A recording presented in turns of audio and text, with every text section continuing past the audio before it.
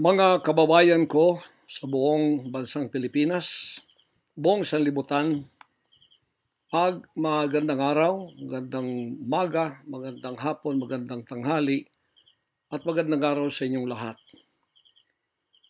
Ang pangungusap ko pong ito ay napakahalaga para sa lahat ng mga kababayan nating Pilipino na makikinig at manonood sa akin, although hindi nakikita ang mukha ko.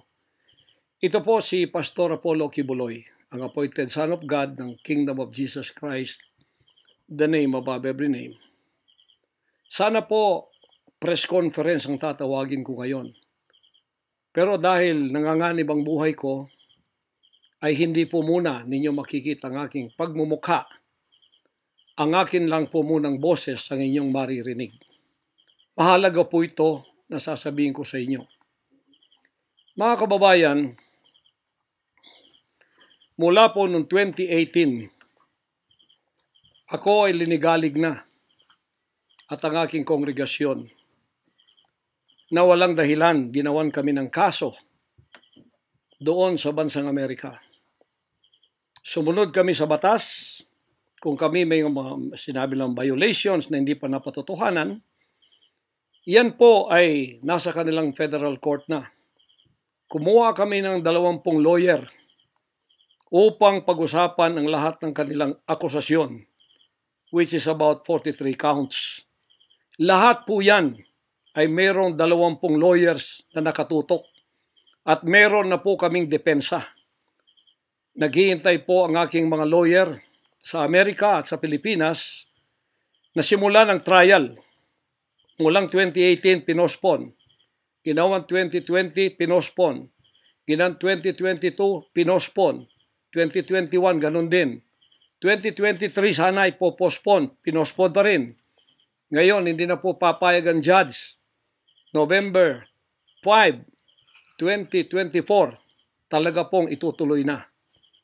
Ngayon, ako naman nandito sapagkat indicted din ako. Sealed indictment pa nga ng 3 taon, hindi ko alam ako indicted ako. So anytime pupunta ako doon, pupusasan na ako, hindi ko alam. Pero salamat naman sa Panginoon Diyos sapagkat hindi na ako pumalik doon at hindi nangyari yon. So dahil kasama ako sa kaso ng aking mga workers na mga 9 o 8 kami lahat, ako yung number 1 na principal. Okay lang, sapagkat ako naman ang leader ng kingdom at ako talagang target nila. Sa anong paraan ginawa kami ng kasong hindi namin alam at mga kumuha sila ng witness. Handa na po kaming lahat ng aming depensa, lahat ng aming documents ng aking mga lawyers, US-based lawyers, handang-handa na po kami. Pinopospon nila palagi, pero ngayon hindi na. Ngayon, ako dito sa Pilipinas, dahil nandito na ako nung dumating yung mga kasong yan, hindi ako lumaya sa Amerika, kundi dumating ako dito, wala pang kaso. Kinasuhan ako ng naka-sealed indictment, hindi na ako nakabalik doon, pero nandito na ako sa Pilipinas. So hindi po ako tumakas. Ngayon, dahil nandito ako, I will use my constitutional rights for extradition na siyang treaty ng ating bansa. Yan po ang iniintay ng mga lawyers ko dito sa Pilipinas at sa Amerika. Iniintay namin ang request ng US Embassy sa Department of Foreign Affairs, hindi po dumating. Sapagkat kung yan pag-uusapan, i-endorse doon sa Department of Justice, wala rin doon. Hinintay namin para pag-usapan ang extradition treaty kung paano gagawin. Handa din po ako sa kasong yan kung ako'y ma-extradite pagkatapos mapag-usapan at nakadaan na kami ng Court of Appeals, Court of First Instance at Supreme Court. Kung ilang taon yon, dapat magtiis din sila. Hindi dumating yon, hinihintay ko hanggang ngayon. Wala pong request na ganon. Ngayon, eto po ang mahalagang ibabalita ko sa inyo. Mula noong 2018 hanggang ngayon, hindi na po kami mapakali sa ating sariling bansa. Nawala po ang aming kalayaan sapagkat kami dito ay sinosurveillance. Sinosurveillance ako dito sa Pilipinas ng CIA at ng FBI. Sarili kong bansa, ako po ay nagtatago sapagkat liligwakin ako ng ganun-ganun na lang. Walang extradition, process na gagawin. Dumating po sa aming kaalaman sa mga sandaling ito from reliable sources. Correct me if I am wrong, but these are reliable sources na dumating sa akin na ayaw na raw po nila ng extradition treaty. Ang kanila daw pong gagawin ng CIA, ng FBI, ng US Embassy at State Department, kasabwat ng ating gobyerno, ng Pangulong Marcos at ng First Lady at kung sino pa man ang nasa gobyerno, ako ay rendition ng kanilang gagawin. Ang rendition, ang ibig sabihin po, anumang oras pwede lang pasukin ang aking compound at ako ay kidnapin. It's not only rendition but also elimination. If it is possible, pwede nila akong i-assassinate.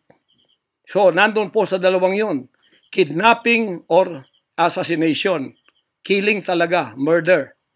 Yun po ang dumating na balita sa akin ngayon from reliable sources. Kaya, mulang 2018, alam na po namin na may gagawin sila. Hindi lang namin alam kung paano sapagkat ang hinihintay namin ay extradition sapagkat yun ang treaty natin.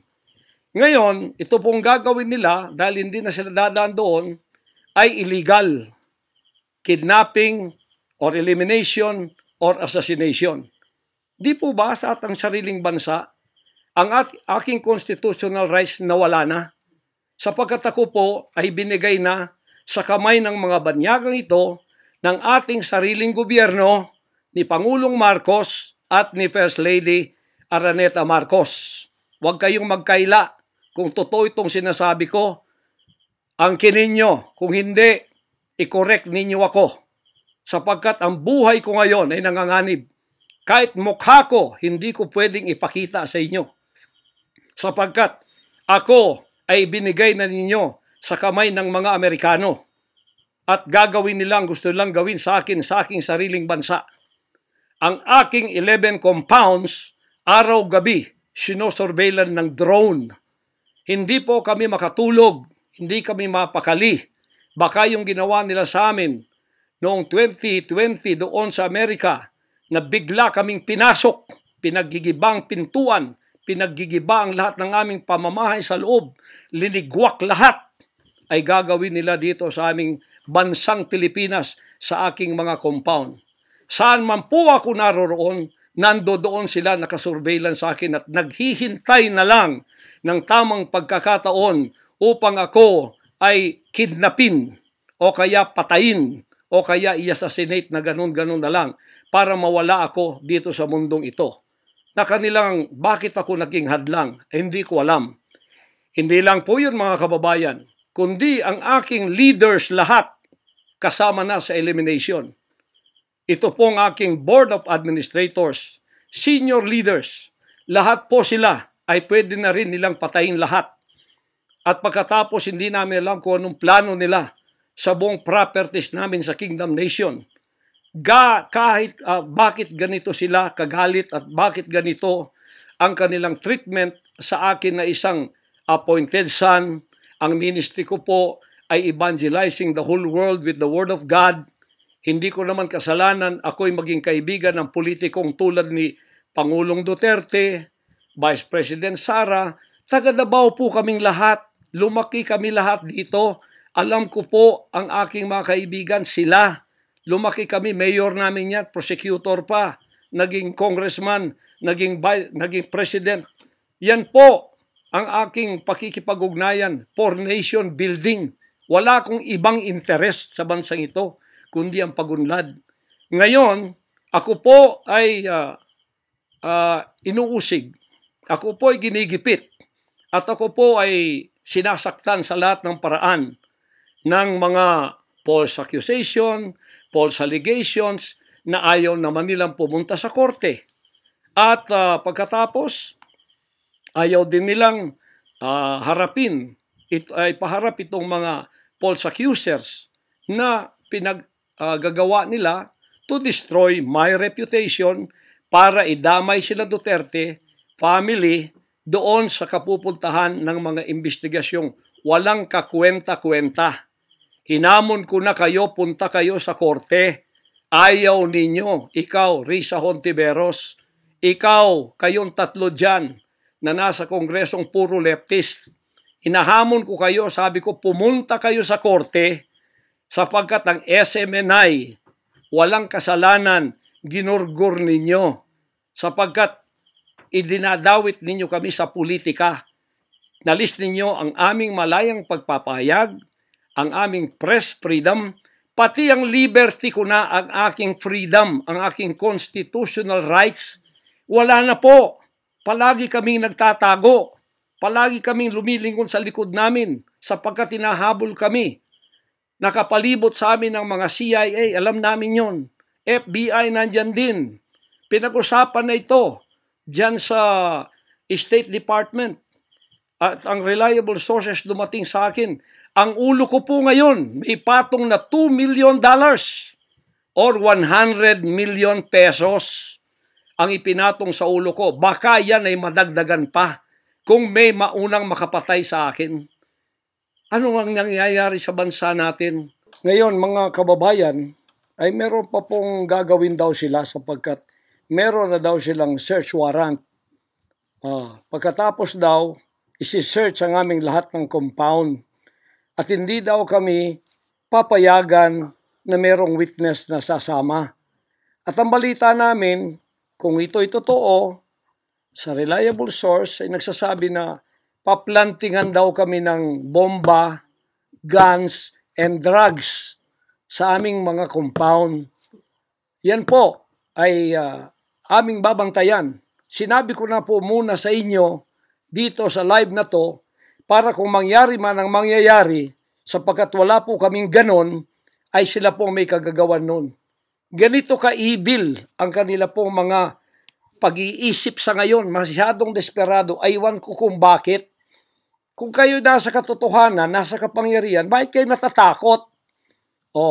At huwag ninyong pasamahin ang aming mga abogado para sumama sa inyo sa pagsisearch.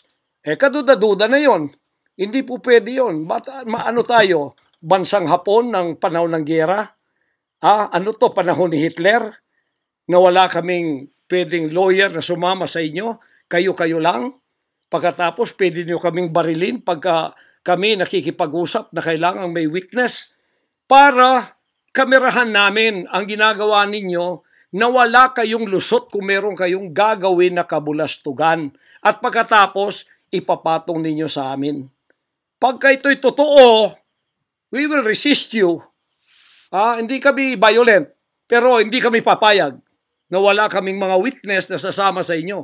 Lawyer at saka barangay captain ang hinihingi namin na magiging witness sa lahat ng search na gagawin ninyo sa lahat ng aming pamamahay, kwarto o kung ano.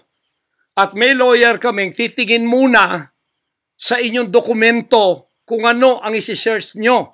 Kung anong bahay, kung anong compound, kung ano lang ang dapat nyong gawin, at ilang oras. Hindi to open-ended eh. Kailangan meron, sisisi namin ng judge na gumawa ng search warrant na ito pagka hindi ninyo nirespect ang aming constitutional rights. Huwag ninyong tapakan ang aming rights. Hindi din namin tatapakan ng rights ninyo bilang kayo ay nasa batas. Igagalang namin yon. Pero igalang din ninyo kami kasi meron kaming mga narinig na ginawan ninyo ng mga ebidensyang peke. Tinamnan ninyo pagkatapos ipapatong ang kaso sa amin. Religious community po ito. This is a spiritual community. Once tumapak kayo dyan, sapagkat kayong nagdadala ng batas, respetuhin ninyo. You are on holy ground. Yan po ay mahal naming banal na dako. Huwag ninyong lapastanganin. Pero hindi namin kayo pipigilan kapag may search warrant kayo. Pero hindi kami papayag na hindi kami makakasama ng kasama namin, hindi makikialam sa inyo. Titingin lang sa lahat ng gagawin ninyo. Kasi hindi na kami kumpiyansa sa gobyernong ito. Gagawa sila ng paraan para kami ay bigyan ng kasalanan. Yan po, babantayan natin yan. Pag hindi sila pumayag, then siguradong magpa-planting sila ng evidence. Pag pumayag sila, then fair ang laban. Hindi namin sila pakikialaman, titingin lang ang aming mga witness na mga lawyer at saka barangay captain. At kung sino man ang mga witness na nandoon mula sa aming side, kasi nandoon sila. Hindi na pwedeng gawin wantonly ang kanilang gagawin doon sa aming mga compound na wala kaming witness. Because they can do anything to implicate us, to plant false evidences and charges against us. Ganon ang aming mga paningin dito. Kaya wag ninyo kaming pigilan para pantay ang laban natin. Kasi nakikita namin na ang pamamahalang ito ay hindi na po matuwid. Biro ninyo, ginikipit kaming ganito, wala namang kaming ginagawa sa bansang ito. Sinabi ko na muli, hindi kami nagdidil ng drugs, hindi kami violenting tao, hindi kami terorista, mangangaral kami ng mga salita ng Diyos. In fact, dito sa aming compound sa Tamayong, kami ang nakapagbigay ng peace sa mga kababayan nating sinisila ng CPP and PNDF, tinatakot at pinapatay. Ngayon, wala na sila, may peace na kami. Ito namang gobyerno natin, ito ang ginagawa nila sa amin. Biro ninyo mga compound na religious ng Kingdom of Jesus Christ, ginaganito nila. Pero yung pagnanakaw nila sa gobyerno, wala silang sabi. Tiklop bibig. Hindi sinisearch ang mga bahay na pinagbibili nila. Nagamit ang pera ng gobyerno. Anong klase kayo? Sige, gawin ninyo ang gusto nyong gawin sa amin. Pero kami tatayo sa aming constitutional rights. Whatever happens. Tatayo ako sa kalayaan ko sa bansang ito na pinakamatyan ng aking mga national heroes. Yan mga kababayan, bantayan po natin. Hindi po ako magpaparesto sapagkat ako po ay siguradong papatayin. Kasi rendition na ang kanila, hindi na po extradition. Kaya wala na akong kalayaan at wala na po akong depensa sa sarili ko, kundi ang Panginoong Diyos lamang. Kung paano itinago ng Diyos si Elijah sa evil woman na si Jezebel, nang nagpakain sa kanya ay mga ibon na lang. Ganon din ang gagawin ng Diyos sa akin. Hindi ako ibibigay sa kamay ng masasama pag ganito ang pamamahala. It's an evil, unrighteous administration. I am telling you that. Bantayan natin to mga kababayan ko. 73 years na po ako. Magse-74 years na ako dito. Lahat ng administrasyon na daanan ko na. Lahat ng mga naging pangulo. Mula kay Diosdado Macapagal. Mula po sa maliit pa ako kay Magsaysay. Kay Carlos P. Garcia. Kay Diosdado Macapagal. Kay Marcos Sr., kay Cory Aquino, pagkatapos kay Ramos, pagkatapos kay Gloria Macapagal, pagkatapos kay Erap, pagkatapos kay Ramos, pagkatapos si Aquino, Noynoy, pagkatapos ang ating Pangulong Duterte. Wala po kaming nadaanan ganito na ginigipit kami sa aming sariling bansa ng mga dayuhan. Nakasabwat ang ating pamahalaan na aking sinuportahan pa naman noong nakaraang eleksyon. Tandaan mo, President Bongbong Marcos, First Lady Lisa Marcos, pati ikaw, Martin Romualdez, hindi kayo dyan ngayon kung hindi kayo tinulungan ng SMNI at ng buong sangkatauhang Pilipino. Naniwala sila sa amin sapagkat ang SMNI lamang ang may credibility. Noong panahong yon hanggang ngayon. Ngayon, anong ginawa ninyo? Pinaggagawan ninyo kami ng kasalanan, inilagay ninyo kami sa kahihiyan, pagkatapos ibinilanggupan ninyo ang dalawa naming mamamahayag, pagkatapos inaapi ninyo kami ng ganito-ganito lang, ang aming pong tolerance, it has come to the rim. Our tolerance has been to the roofs already. Alam ninyo, hindi na po biro itong nangyayari sa bansang ito. Kung pababayaan po natin ang ganitong mangyayari ng mga dayuhang tulad ng Amerikano, CIA, FBI, State Department, US Embassy, gigipitin tayo with the connivance of our own President and First Lady and other members of the Congress. Kung pababayaan natin ito, nangyayari sa isang Pilipinong tulad ko na gumagawa ng kabutihan, trying our very best para makatulong kami, humanitarian, Children's Joy Foundation, dinemonize kami, kinriminalize kami. Biro nyo, ginagawa ninyo dangerous criminal organization ang Kingdom of Jesus Christ. Buong sanlibutan, ang akin pong 38 years na munga ng mga 6 hanggang 7 milyong kaluluwa na niwala sa katuwiran at nagbago ang buhay. Ngayon, ganaganito niyo ako ng dahil sa inyong politika na ang aking itinataas naman ay mga leader na tama tulad ni Duterte. Kasalanan ko ba yun na maniwala ako sa isang leader na matuwid at akin siyang itaas? Pagkatapos ganito kayo kadesperado para ako'y patayin at ang lahat ng aking mga senior leaders papatayin din hanggang yung mga leaders na pwede pang pagkatiwalaan papatayin ninyo. And then you take over all of our properties and compound. Pagkatapos lilinlangin ninyo ang mga tao. Pagkatapos magtatayo kayo ng sariling korporasyon, i-incorporate ninyo doon ang lahat ng properties na pinaghirapan, blood, sweat, and tears ng aking mga members all over the world.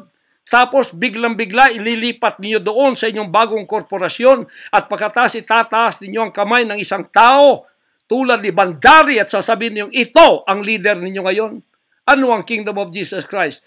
Political government? Hindi po ganon. Mangyari ng mangyayari. Hindi po papayagan ng Panginoon Diyos ang mga bagay na itong nangyayari sa ating bansa sa mga sandaling ito. Kung ako, mabuting tao, kung ako nangangaral ng katuwiran, kung ako tumutulong ng kusang loob at hindi nagpapautang loob kanino man, ginaganito ako. Sino pa kaya kayo, mga kababayan ko? Bumukas na po ang mata natin. Magkaisa na tayo at alisin ang evil administration na ito na siyang ginagamit ng masamang espiritu upang ang kadiliman ay bumalot sa buong bansang Pilipinas. Alam ko, mahal ninyo ang Pilipinas, mga Pilipino. Naghihintay lang tayo ng tamang pagkakataon. Meron pa bang ibang pagkakataon? Tingnan niyo nangyayari sa Kongreso. Tingnan ninyong korupsyon. Tingnan ninyong droga. Mismong ating presidente, mismong kanyang pamilya, inakusahang druggists, inakusahang mga drug addicts. Wala tayong ginagawa. Mismong Pangulong Duterte na nagsabi niyan. Mismong naririnig natin araw-araw, durugista siya. Pagkatapos, kami pa ngayon ang inaapi-api sa aming paglilingkod. Pagkatapos sila ay mga kriminal na nakaupo dahil may kapangyarihan. Kami ngayon ang liligwakin nila. Hindi ba yan karumal-dumal sa harap ng ating Panginoon Diyos? Hindi ba yan ay isang pamamahalang hindi tama? Si Nebukadnezar, pinakain ng damot, ginawa siyang hayop. Ang kanyang anak si Belshazzar, nakakita ng handwriting on the wall. Pagkatapos, inalis ang kaharian sa kanya at ibinigay kung sino ang magiging matuwid na haharap sa Panginoon Diyos. Anong tingin ninyo sa akin bilang pastor? Dinemonize. Ang reputasyon ko pinagsisira. Ngayon, hindi na ako buhay. I am a living dead. Kung wala ang Panginoon Diyos sa akin, pinatay na ako sapagkat lahat ng gadgets nasa sa kanila. Lahat ng gadgets ng Amerikanong yan nasa sa kanila. CIA, FBI, at sino pa ang kanilang mga galamay dito na pinagbibili na nila. Ako, hindi ako drug lord. Ni minsan hindi ako nakatikim ng droga. Mulang-mula pa, inialay na ako ng aking ama na maging isang ministro ng banal na kasulatan. Hanggang ako'y lumaki, hanggang ako'y naging 74 years old, hindi ko po na-enjoy ang aking kabataan sapagkat hindi ako nagliwaliw. Ako po'y nangaral. 50 years na akong nangangaral. 38 years in the kingdom ministry. Ni isang sigarilyo hindi tumama sa bibig ko. Ni maliit na bisyo hindi ko pinasok. Ako po ay hindi nag-asawa. Ngayon, inaakusahan ako ng napakaraming babae. Ito po ang kasalanan ko. Pinayaman ako ng Panginoon Diyos, akala nila sa akin. Single ako, kaya pinag-aagawan ako. Pagkatapos na ako ay maghihindi, mapapahiya, ibabaligtad nila sa akin. Yan ang tinatawag kong Potiphar's wife syndrome. Hindi po ako nagsasalita ng ganito kasi mapahiya ang mga babaeng yan. Nag-aagawan sila. Mahirap man sabihin. Pinag-aagawan nila ako. Dahil nananawagan sa mga magulang, mayaman na tayo pag nangyari ito. Sabi ko, hindi mangyayari yan kasi dedicated ako eh. Napahiya, ngayon binayaran at ngayon binabaligtad ang lahat ng istorya. Mahirap pong sabihin ko ito kasi masisira ang kanilang pagkababae. Napilitan lamang ako sapagkat ang buhay ko po'y nanganganib. Anytime pwede na akong kidnapin kung nakita ang aking lair, ang aking hideout. Anytime pwede na akong ligwakin. Ang aking mga BOA leaders, hindi na po natutulog sa compound. Kung saan-saan na lang po mga membro kami natutulog. Doon sa mga payak na mga bahay, doon sa mga bahay na hindi kilala. Sapagkat lahat po kami nakalista na. Napapatayin, gugurgurin. Wala po silang takot kasi nasa kanila daw ang kapangyarihan. Mahal kong kababayan, nagtatago ako sa kakisariling bansa. Sariling mga compound namin na pinaghirapan. Hanggang kami na ako saan nagpapalimos. Pero yung amin pong sinusulisit, tingnan ninyo ang humanitarian na ginagawa namin. Ni 5 wala kaming ninanakaw. Yung mga volunteers ko, walang sweldo. Araw at gabi. Sapagkat nakikita namin ang mga kabataang Pilipino, pinabayaan ng mga politikong yan. Kami po nagsasacrifice para mapakain sila, mapaaral na wala pong bayad. Pagkatapos, ang kababayan nating nalipusta, kalamidad, walang tumutulong. Kung may tumutulong man, politika at may kabayaran. Nagtitiis po kami sa mga pag-alipusta. Sa paninira, inaangkin namin yung kasi malaki ang ganti namin sa langit. Ngunit pagka nakasalalay na ang ating mga kalayaan, lalo na sa kamay ng mga banyagang ito, na wala naman tayong ginawang masama sa kanila, tumutulong pa ako sa Amerikang yan. Nagdodonate ako doon sa malalayong lugar tulad ng Apalachian na hindi nakapag-aral ang mga bata. Bumili kami ng napakalaking library para sila'y makapag-aral. Mga Amerikano po yan. Kinikilala ba nila yon? Kung nagseselo sila sapagkat ako'y umusbong sa bansang Amerika, problema na po nila yon. Kung ako'y binigyan ng ama ng isang sasakyang panghipapawid para hindi ako madelay sa aking worldwide na gawain, kasalanan ko ba yun? Kung ako binigyan ng pampalipad na helicopter dito para mapuntahan ko lahat ng aking satellite sa buong Mindanao, Pilipinas, kasalanan ko ba yun? Kasalanan ko ba na ako'y magkaroon paaralan para makapag-aral ang mga bata na walang bayad? Kasalanan ko bang mayroong SMNI para hindi mabayaran? At pagkatapos itong salot na CPP-NPA na marami pinatay ng mga members ko, ministro, at iba pang mga inosenteng Pilipino for 54 years ay magsasalita ng katotohanan na hindi natatakot. Ngayon kami ang tinatakot ninyo, nililigwak ninyo. Anong klase kayo? Kung hindi kayo tatayo ngayon, mga kababayan ko, sapagkat ako'y living dead na, wala nang kwenta itong buhay ko, iaalay ko ito sa bansang Pilipinas. Ako ang mamumuno upang tayo ay magkaroon ng kalayaang muli.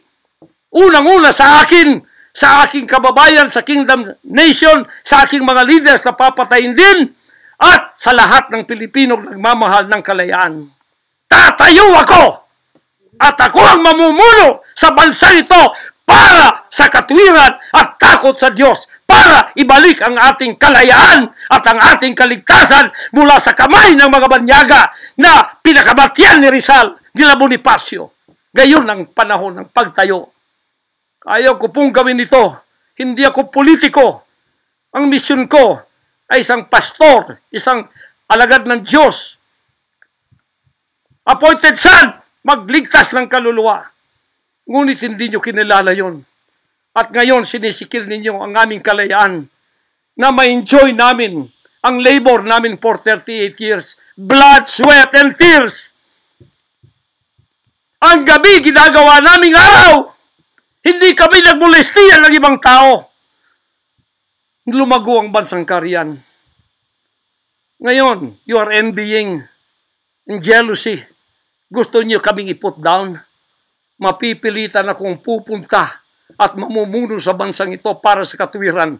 Sasabihin ko sa inyo, pag ito'y kalooban ng Diyos, gagawin ko. Ngayon din, sapagkat ang buhay ko ay wala ng kwenta. Papatayin din naman nila ako. Ngayon, tatayo na ako para sa kalayan nating lahat. Mahal kong mga kababayan, ito po ang mahalagang mensahe ko sa inyo sa mga sandaling ito. Hindi ko po uurungan ang sinumang gumagapi sa bansa ko at sa aking kalayaan na ako mismo nagtatago sa aking sariling bansa within 74 years. Hindi po nangyari ito ngayon lang. Pangulong Bongbong Marcos, akala ko matuwid ka na tao. Ikaw, First Lady, akala ko matuwid kang tao. Totoo ba yung ginagawa ninyo riyan na meron kayong mga sex orgies at meron kayong mga drug session na nagliligwak kayo ng drug, sumisingot kayo ng drug habang nagsesex orgies kayo? Totoo ba ito? Totoo bang kayo ay may mga session ng nagarkila kayo ng mga voodoo expert from Africa, pagkatapos mga witchcraft sa India at ang inyong session Martes at pagkatapos Biyernes dyan sa Malacanang upang inyong aswagin i-witchcraft ako, Vice President Sara at Pangulong Digong at ang lahat ng tutol sa inyong paglilingkod. Biro ninyo, naging demons na kayo, nag-devil worship na kayo kung totoo man ito. Nag-devil worship na kayo kung totoo man ito. Para lang kayo ay manatili sa kapangyarihan. Para lang kayo ay humawak ng aming pera, hindi ninyo pinaghirapan. Kami po ay nagbibigay ng taxes. Lahat ng aking kingdom materials from China, may taxes lahat yan. Milyon-milyon ang aming binabayad. Gayon, ginagawa pa ninyo sa amin ito. Matuwid ba kayo? President Bongbong Marcos, Lisa Marcos, makinig kayo. Totoo ba na gumawa kayo ng aksyon kasama ng FBI na ako ay nyo nang ipaligwak at binigay sa kanilang kamay? Kaya't sila'y gumagawa ng ganito with impunity sa aking sariling bansa. Kung ganyan ang ginawa ninyo, I will not honor you. I will not respect you because you did not honor me and you did not respect me. You are no longer worthy to be our trusted leader. Mabuti pa, hanggang maaga pa, Bongbong Marcos, Lisa Marcos, Martin Romualdez, bumaba na kayo sa posisyon. Mag-resign na kayo sapagkat hindi hihinto ang tinig na ito habang naririyan pa kayo. Mga kababayan, tatayo ako sapagkat patay naman lang din ako. Tatayo ako hanggang buhay pa, hanggang may hininga pa ako para sa natitirang buhay ko ay magkaroon naman tayo ng boses at magkaroon ng kahit munting kalayaan na lang mula sa mga banyaga na kasabwat ang mga makapiling Pilipinong ito na itinayo natin sa kapangyarihan. Akala natin ay maasahan natin sila. Mga demonyo pala. Sorry to say that, but that is the truth. If that is not the truth, then tell me. And you cannot judge me. You cannot condemn me. I am dead already. I am a living dead in your book. CIA, FBI, State Department, USA. Gawin ninyong gusto ninyo. Ngayon na nakapagsalita na ako, lalantad na ako. Hindi na ako natatakot. Ako ay handa sa glorification. Kung ang glorification ko ay mangyayari maging glorified body ako, hindi ko tatablan ng bala. O kaya, tatablan pa ako sapagkat hindi pa nangyari yon. Handa na akong humarap sa mga bala ninyo.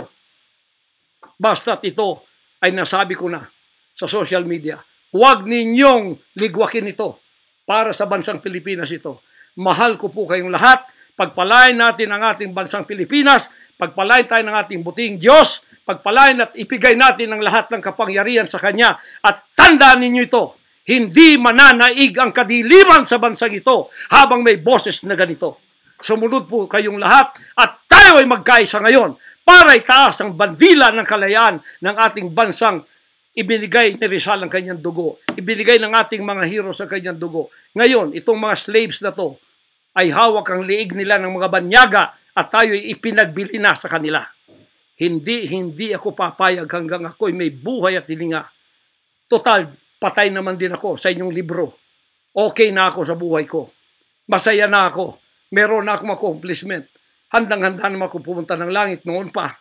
50 years ago, I was ready to go to heaven because I have been there thousands of times and I saw my mansion there. Nandito lang ako para sa aking bansang Pilipinas, para sa kaligtasan ng mga kaluluwa sa buong sanlibutan. Yun lang ang dahilan kung bakit ako naririto. Pero natatakot mamatay? Hindi po. Sapagkat ako'y nasa Kanya at siya'y nasa akin. Ano man ang mangyayari sa akin tulad ng aking amang si Jesus Christ, ipinako sa krus, ay handa po akong mag-alay ng aking buhay sa isang worthy cause na sinasabi ko dito. Magandang gabi po, magandang araw sa inyong lahat. Hanggang dito lang, pagpalain tayo ng ating dakilang Ama. Sa Kanya lahat ang kapurihan at ang kapasalamatan at ang kaharian magpakailanman ay mananaig dito sa ating bansa at sa buong sanlibutan. To God, our Jesus Christ, be the glory forever. Amen.